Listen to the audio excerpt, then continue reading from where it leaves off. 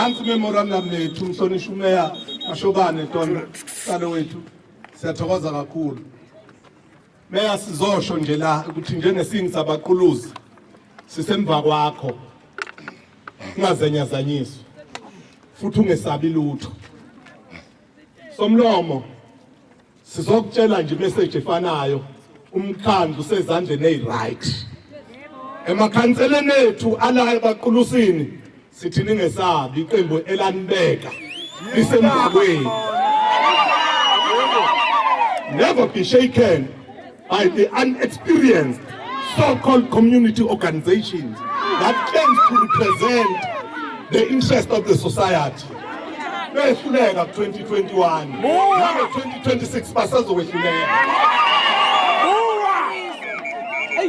Sithi mhlonishwa umeya nesigungu sonke ohola naso umkhandlu sisemva kwenu nombono enuphethe wokukhulisa leli dolobha.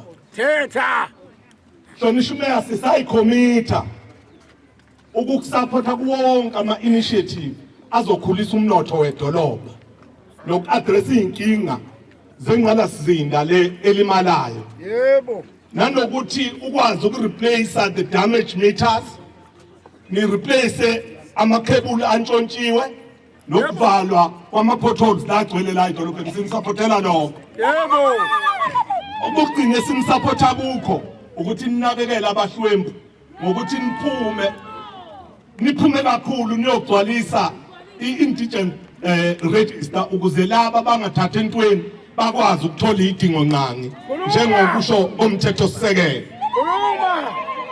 Siyamandate mhlonishwa umeya kanye namakhansela akho sithi phumani inkalo zonke zabaqulusi niyo engage umphakathi nibatshele ngokubaleka ukuthi kubaleke ngani ukuthi bakhokhele insiza abayithola emkhandlwini. Awugcina mhlonishwa umeya sithi we mandate you as the party to suspend the load reduction until all the unresolved matters has been attended to. Thank you.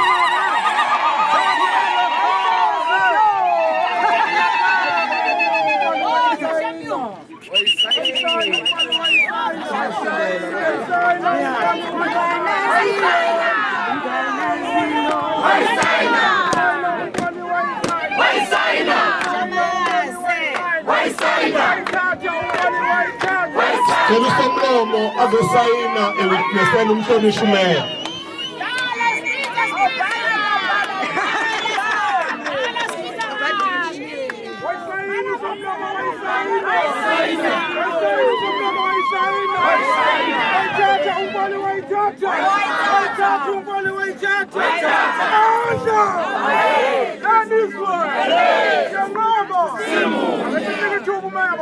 Siyabonga kakhulu bafowethu kuyaqala emlandweni ukuba sibe namamasha amabili ngosuku olulodwa kepha sibonga ukuthi senifikile nazo sitshela lokhu enifisa ukubona kwenzeka ngomkhandlu wenu. Sicabanga ukuthi sizohlala phansi nomhlonishwa somlomo namakhansela siqinisekise ukuthi lokhu eniseluleke ngakho kuba siqinise kakhulu kukho sizokwenza njengoba nishilo ngoba ningabantu abafanele ukuba nisitshele lokho. Siyabonga.